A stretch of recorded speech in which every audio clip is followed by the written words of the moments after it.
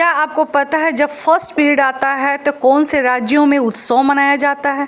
आइए जानते हैं इस वीडियो के माध्यम से, पूरा अंत तक वीडियो देखिएगा। हाइजीन का सबसे बड़ा पार्ट है, मगर फिर भी हमारे देश में इस टॉपिक को लेकर कई सारे टैबूज थे। यही वजह है कि इन्वेंशन के लगभग 15 साल बाद पहली बार टीवी पर पीरियड्स शब्द का इस्तेमाल 1985 में आए एक विज्ञापन में किया गया, वो भी बहुत ही शर्म के साथ। कोर्टनी कॉक्स, जिन्होंने मोनिका का कैरेक्टर निभाया था फ्रेंड्स में, उन्होंने इसे फर्स्ट टाइम टेलीविजन पर यूज किया था। इनफैक्ट आज भी अगर आपने नोटिस किया हो तो बहुत समय तक सैनिटरी पैड्स के विज्ञापन में ब्लड को रिप्रेजेंट करने के लिए ब्लू जेल जैसे लिक्विड को दिखाया जाता था।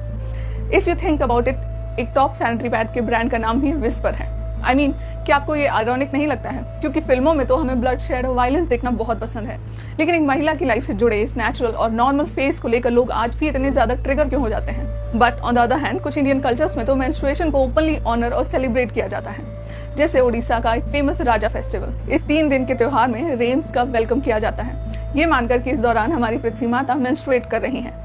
साथ ही इसमें सभी मेंस्ट्रुएटिंग औरतों को भी, जिनको पीरियड्स हैं, उनको गॉडेस की तरह ट्रीट किया जाता है। सिमिलरली असम में भी हर साल 3 दिन का एक ऐसा ही महोत्सव होता है, जिसमें ऐसा माना जाता है कि वहाँ की जो लोकल गॉडेस हैं, कामाख्या देवी, वो मेंस्ट्रुएट कर रही हैं। उन्हें रेस्ट और प्राइवेसी देने के लिए मंदिर के द्वार भी बंद कर दिए जाते हैं। इसके अलावा तमिल और दूसरे दक्षिण भारतीय राज्यों में भी लड़की की फर्स्ट पीरियड को बहुत जोरों शोरों से सेलिब्रेट किया जाता है।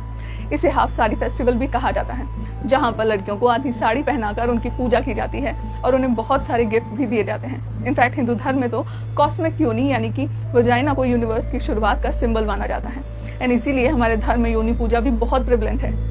बेसिक पॉइंट्स कि हमारी कोई भी वेदास, कोई भी हिंदू स्क्रिप्चर्स में ऐसा कहीं भी एक्सप्लिसिटली नहीं कहा गया है कि जो मेंस्ट्रुएशन होता है वो बहुत ही बुरी या फिर बहुत ही इम्प्योर चीज है। बट इन सब के बावजूद भी आज हम सबको पता है कि हमारे कल्चर में मेंस्ट्रुएशन को लेकर टैबू है ही। अब हाल ही में हुए एक इंसिडेंट को ही ले लो।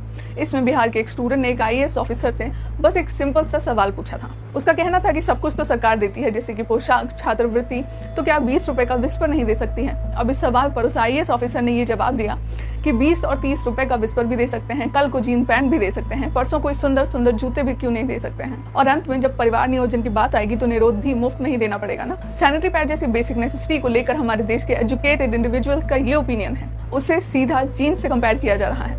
एंड माइंड यू, इसके रिगार्डिंग स्टैट्स बहुत कंसर्निंग है। इंडिया में 70% गर्ल्स अपने फर्स्ट पीरियड आने पर मेंस्ट्रुएशन क्या होता है उसके बारे में जानती तक नहीं है। 8% इंडियन वुमेन ने पीरियड के दौरान आइसोलेशन फेस किया है, एंड 3.3 करोड़ इंडियन गर्ल्स ने तो अपना फर्स्ट पीरियड आने पर स्कूल जाना ही छोड़ दिया है।